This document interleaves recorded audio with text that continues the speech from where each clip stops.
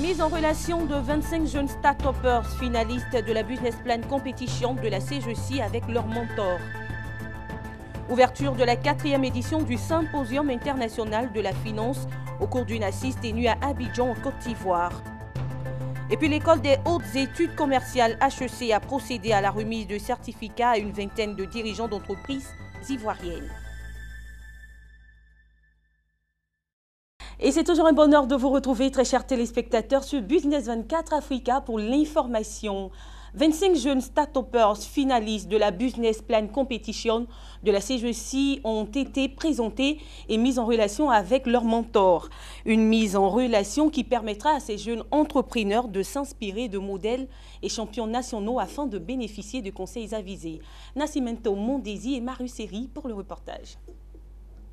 Ce sont pour la plupart des jeunes dont le business plan a fait montre d'ingéniosité. Finalistes et lauréats de la BPC Business Plan Competition de la CGC Academy, ces jeunes entrepreneurs espoirs de demain ont été présentés et mis en relation avec des modèles de réussite pour bénéficier d'accompagnement managérial. Il s'agit fondamentalement de continuer l'investissement que la CGCI fait dans la prochaine génération d'entrepreneurs champions en Côte d'Ivoire. Et le mentorat est important, parce qu'il donne en fait à ces jeunes entrepreneurs-là certains des supports dont ils ont besoin pour pouvoir naviguer le chemin combien difficile de l'entrepreneuriat. Au cours de la cérémonie, les jeunes entrepreneurs ont été édifiés sur le rôle du mentor. Pour nous déjà, c'est de pouvoir montrer aux jeunes entrepreneurs qu'ils ont des modèles de réussite. Nous avons essayé, nous avons réussi et nous sommes prêts à leur transmettre justement ces valeurs de réussite. C'est le premier facteur. Et puis leur expliquer qu'il y a des hauts, il y a des bas dans toute activité, mais il faut pouvoir quand même saisir ces difficultés pour en faire des forces et pour pouvoir avancer. Une initiative fort appréciée par ces jeunes pousses qui espèrent puiser de leurs aînés et sur une période d'1 an le maximum de bonnes pratiques entrepreneuriales. Je pense que cette cérémonie vient à point nommé parce qu'elle nous permettra à nous, jeunes start-upers, de pouvoir éviter certaines erreurs que nos doyens ont pu faire, puisque l'investissement humain est plus important que l'investissement financier. Donc nous pensons que cela est plus important même que la partie financement. Parce qu'avec les compétences que ceux qui ont déjà réussi vont nous donner, on pourra également devenir des champions plus tard. La mise en relation, c'est tout à fait un plaisir pour moi de faire partie du réseau de cette initiative. Ouverte aux jeunes entrepreneurs ivoiriens âgés de 18 à 40 ans, la Business Plan Competition est une compétition de meilleurs plans d'affaires. Un concours qui non seulement est appuyé par des financements destinés aux lauréats, mais aussi un accompagnement pour mener à bien les jeunes entreprises. Avec cette nouvelle édition, l'ambition de la CGC est de renforcer son positionnement dans l'écosystème entrepreneurial. Le Symposium international de la finance alternative SIFA a procédé à sa 4e édition de lancement au cours d'une assise tenue à Abidjan. Objectif, outiller les jeunes Ivoiriens sur la finance alternative afin de booster l'économie africaine par des actions concrètes. Pour cette édition 2018, des experts nationaux et internationaux ont échangé sur des thématiques relatives à l'investissement et à l'inclusion financière, nous dit Ariane Touré. La 4e édition du Symposium international pour la finance alternative SIFA s'est ouverte à Abidjan en présence d'acteurs nationaux et internationaux du domaine de la finance. Initiée par EIC Corporation, l'édition 2018 du Symposium international pour la finance alternative SIFA vise à promouvoir l'inclusion financière et tout particulièrement l'investissement populaire. Et cela passe par la promotion de l'actionnariat populaire et la recherche de financement pour les jeunes entreprises à fort potentiel de croissance. La finance n'est pas réservée à l'élite, c'est vrai, qui investit, mais aussi elle s'adresse à tous et à tout le monde. Donc c'est un peu ça notre responsabilité, comment faire, et aussi dire aux gens qu'on peut se mettre ensemble pour lever de la petite épargne. Vous voyez un peu, ce sont des petits montants, mais aujourd'hui qui créent un écosystème impressionnant. Aujourd'hui, on veut amener les gens à financer leur entreprise, leur projet, à travers des réseaux de clubs d'investissement, à travers les réseaux de business angels. Les spécialistes présents à ce rendez-vous ont échangé sur diverses thématiques à travers une série de panels. Pour eux, la finance alternative est capable de booster l'économie africaine en réduisant le taux croissant de chômage. Donc l'éducation financière, c'est tout ce qui sera la formation dans les niveaux des marchés, comment investir, que ce soit dans l'immobilier, dans les secteurs d'activité comme l'agriculture qui nous anime beaucoup, et puis toute la partie préservement de la diversité liée à l'environnement. Les jeunes de notre génération ont tout à construire, ont tout à faire, ont tout intérêt à garder ça à l'esprit et à continuer en fait à innover, à continuer à penser leur avenir. Rappelons que EIC Corporation est une plateforme financière internationale des investisseurs privés et opérateurs économiques engagés dans la promotion de l'actionnariat. Cette institution participe activement aux consultations en cours sur le projet de loi portant sur le financement alternatif et participatif en Côte d'Ivoire.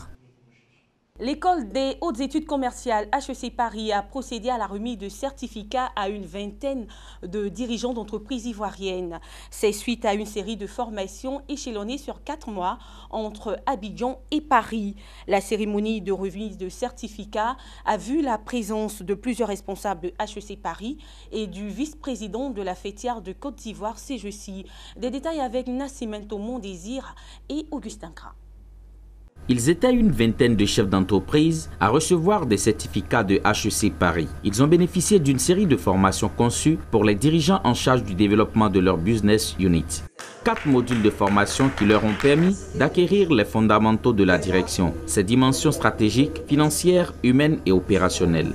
C'est déjà le contenu de cette formation qui reflétait toutes nos attentes en ce qui concerne les pratiques actuelles en matière de lobbying et également le fait que cette formation nous ait permis de développer un esprit de corps, un esprit de cohésion dans le groupe.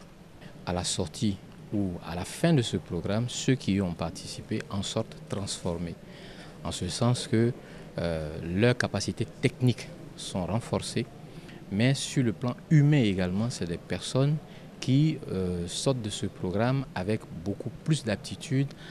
Nathalie Lugagne, directrice exécutive déléguée HEC Paris, s'est réjouie que la Confédération générale des entreprises de Côte d'Ivoire ait fait confiance à HEC Paris pour former et accompagner le renforcement managérial et entrepreneurial de ses membres. Pour elle, son institution veut être un acteur de formation des futurs managers africains, contribuer au développement des compétences de ses chefs d'entreprise et dirigeants et accompagner les champions nationaux ivoiriens. Et c'était une occasion de réunir en fait toute la communauté HEC, donc les anciens HEC et aussi les personnes qui ont été certifiées, qui ont donc suivi nos programmes depuis plusieurs années. Donc c'était vraiment l'occasion de les célébrer, de célébrer ce qui a été fait, de les honorer. Et donc il y a 2 programmes particulièrement, un programme avec la CGECI pour les dirigeants, donc un programme de développement, management des organisations. Et ensuite un programme qui s'intitule Management d'une unité stratégique, et donc un certificat qui est capitalisable pour les masters qui ont lieu sur le campus. HEC Paris, école des hautes études commerciales de la capitale française, est créée en 1881. Elle est gérée et financée par la Chambre de commerce et d'industrie de Paris. Spécialisée dans le domaine de l'enseignement et de la recherche en management, elle offre une gamme complète et unique de formations aux futurs cadres et décideurs. En Côte d'Ivoire, HEC Paris ambitionne accompagner la CGC et former environ 5000 cadres ivoiriens d'ici 2020.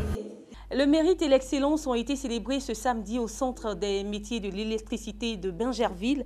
70 diplômés au brevet de technicien supérieur de la promotion 2017-2018 ont reçu les félicitations et les honneurs des dirigeants et du personnel du centre de formation. Les étudiants méritants ont reçu également des présents de leurs responsables et partenaires de l'établissement ainsi que de leurs parents. Le point avec Franck Kouassi et Richard Akeke dans un commentaire de Hervé Blayon. Ils sont une fierté, non seulement pour leurs parents, mais également pour les responsables du Centre des métiers de l'électricité CME de Bingerville. La deuxième promotion de cette école a obtenu 98% de taux de réussite au BTS électrotechnique. Une sympathique cérémonie de remise de prix a eu pour cadre le centre de formation de la compagnie ivoirienne de l'électricité CIE. Pour Dominique Kakou, directeur de la CIE, ses étudiants incarnent les valeurs fortes de sa compagnie, à savoir le mérite et l'excellence. Notre métier est un métier complexe et qui se complexifie tous les jours, mais heureusement la technologie nous donne les moyens de résoudre les problèmes de manière simple. Donc il faut se former, il faut se mettre à jour, il faut être up-to-date comme on dit en anglais, pour que, quand il y a de nouvelles situations qui sont difficiles, on ait les moyens de les résoudre facilement. Ce résultat, comparé à la moyenne nationale qui est de 57%, est un réel motif de satisfaction et d'encouragement pour le directeur du CME. Ce qu'il faut relever, c'est d'abord la qualité de la jeunesse africaine. Je crois que la preuve est encore faite que si on les met dans les bonnes conditions, pour ça je prenais une parabole et un proverbe avec les fleurs, vous voyez effectivement qu'on a beaucoup de fleurs qui poussent. Et donc la réussite témoigne de leur qualité, témoigne que là aussi nous devons donc faire plus pour eux ou leur donner les moyens justement d'exprimer leur talent. Alors je crois que c'est toute la politique que l'on mène aujourd'hui. Les diplômés honorés du jour n'ont eu que des mots de remerciement à l'endroit de leurs formateurs et des responsables de l'école. Ils ont reçu de nombreux lots, dont des ordinateurs. C'est une immense joie pour nous d'être pris comme lauréat à cette cérémonie et nous exprimons notre profonde gratitude à tout le corps professoral et administratif du CME. Les enseignants de l'établissement n'ont pas été oubliés. Ils ont reçu des distinctions car ce succès récompense également leurs efforts. On a eu d'abord la chance d'avoir des étudiants qui sont très dévoués et quand c'est comme ça, nous les enseignants, nous nous sentons aussi poussés à donner le maximum de nous-mêmes. Un clin d'œil a été fait à l'endroit des différents partenaires et entreprises en reconnaissance à leur implication et apport significatif dans la politique de formation du CME. Ouverte en 1970, cette école, devenue pôle d'excellence, a acquis une dimension internationale. Elle forme depuis 2015 au BTS DUT électronique et vient d'initier en son sein la licence professionnelle. Un mot de santé à présent. En Côte d'Ivoire, le cabinet AKD, spécialiste en pharmacie et en pharmacopée africaine, organise des journées portes ouvertes pour promouvoir la santé par les plantes. Les populations sont ainsi invitées à recourir également à la médecine traditionnelle pour leurs problèmes de santé. Une médecine certes traditionnelle, mais se modernise au fil des années pour plus d'efficacité. Lawani Babatonde et Richard Akeki pour le reportage. Pendant un mois, Cabinet Akadi, spécialisé en pharmacie et pharmacopée africaine, ouvre ses portes au grand public pour leur présenter son savoir-faire dans la médecine traditionnelle. Un mois également de consultations gratuites et traiter par la suite les malades pour recouvrir la santé par les plantes. En organisant ces journées portes ouvertes, c'est pour leur permettre de venir auprès d'un spécialiste que je suis, qui a 25 ans d'expérience, de pouvoir avoir des médicaments à un vil prix pour pouvoir se traiter. Au cours de cette première journée, Dr Anokwao Daniel, naturothérapeute et chercheur en médecine traditionnelle, a instruit son auditoire sur la stérilité, une maladie dont il affirme détenir des solutions pour le bonheur des couples en quête de progéniture. Chez l'homme, l'homme peut avoir un problème soit d'oligospermie, d'azospermie, asternospermie, ou bien voire même des infections. Et ces infections, disons à virus et des infections comme soit les chlamydia, les uroplasma, peuvent être à l'origine de la stérilité chez l'homme.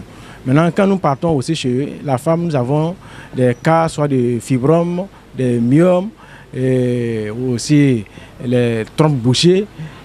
Donc, chez la femme, je demande aussi à la femme de faire ces analyses et c'est au vu des analyses que je lui donne mon traitement. Au nombre des invités du cabinet Akadi, à ces journées portes ouvertes, figurent des anciens patients. Ils sont venus apporter leur témoignage sur l'efficacité des soins apportés par ce cabinet. Après le mariage, j'avais un problème de ventre pour accoucher. Je suis venu voir le docteur Anokwao Daniel. En tout cas, grâce à ces médicaments, j'ai fait des jumeaux. Je crois que les médicaments sont fiables. J'ai eu un AVC et vraiment, je ne pouvais rien faire. Hein. Je ne pouvais pas me laver, je ne pouvais pas aller aux toilettes. Bon, et puis maintenant ça va. Le cabinet Acadie a été créé en 1993. Son expertise et son respect des exigences de la médecine moderne lui ont valu la reconnaissance du ministère de la Santé et de l'Hygiène publique en Côte d'Ivoire. Toutes choses qui lui ont permis de glaner de nombreux prix, tant au plan national que sur l'échiquier panafricain. Job von Kirchmann et Gilles Huberson, respectivement ambassadeurs de l'Union européenne et de la France en Côte d'Ivoire, ont effectué une visite dans les locaux de la nouvelle pharmacie de la santé publique de Côte d'Ivoire. Cette visite a pour objectif de renforcer les synergies des interventions françaises avec l'Union européenne en Côte d'Ivoire et de contribuer au renforcement de la bonne gouvernance dans le secteur pharmaceutique. Le point avec Franck Kwasi et Aimé Swan. La contribution au renforcement de la gouvernance dans le secteur pharmaceutique, le partenariat entre institutions ivoiriennes, françaises et européennes, voici entre autres les objectifs de cette visite de Gilles Huberson et Jobst von Kirchmann, respectivement ambassadeurs de la France et de l'Union européenne en Côte d'Ivoire. Les hôtes ont bénéficié d'une plus large connaissance de la nouvelle pharmacie de la santé publique NPSP à travers une présentation de celle-ci par son directeur général. Il en ressort que l'État ivoirien garantit à la nouvelle PSP le monopole de la distribution des produits pharmaceutiques aux établissements sanitaires publics. Association sans but lucratif de statut de droit privé, l'entreprise affiche un chiffre d'affaires de près de 30 milliards de francs CFA, certifié ISO 9001-2015, employant près de 200 salariés. Depuis 6 ans, la France et l'Union européenne, à travers des financements, contribuent aux côtés du ministère de la Santé et de l'Hygiène publique à l'amélioration des performances du système pharmaceutique ivoirien. On est engagé d'abord sur la structure, nouvelle pharmacie de santé publique d'Abidjan. On est engagé sur la construction de l'agence régionale de Bouaké. Ça, c'est quoi? C'est rapprocher les lieux où sont stockés les médicaments et où ils sont distribués de la population.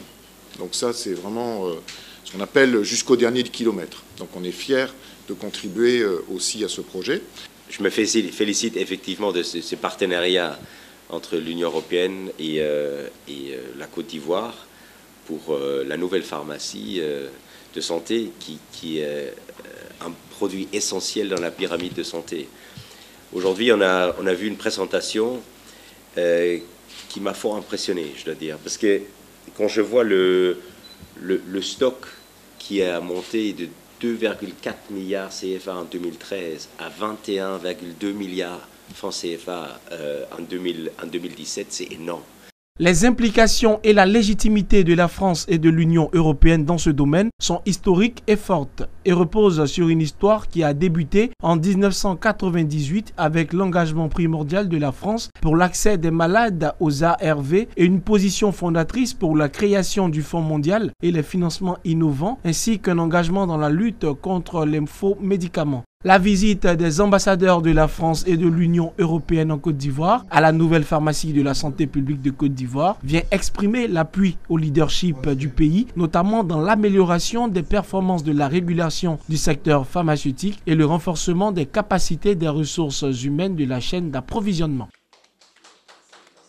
Et puis du 3 au 7 décembre prochain, Douala, la capitale économique du Cameroun, servira de cadre à un séminaire organisé conjointement par la commission de la CEMAC, Africtad et Afritag Center. Ce séminaire vise à renforcer les capacités des participants sur le thème central, les enjeux et les défis de rebasage des comptes nationaux pour le cadrage macroéconomique. L'on souligne également qu'il permettra des échanges et des discussions entre les participants en vue de dégager une orientation cohérente de la conjoncture économique du second trimestre 2018 et des prévisions 2019. Et voilà, c'est tout pour cette édition. Merci de l'avoir suivi et les programmes se poursuivent sur Business 24 Africa. Au revoir.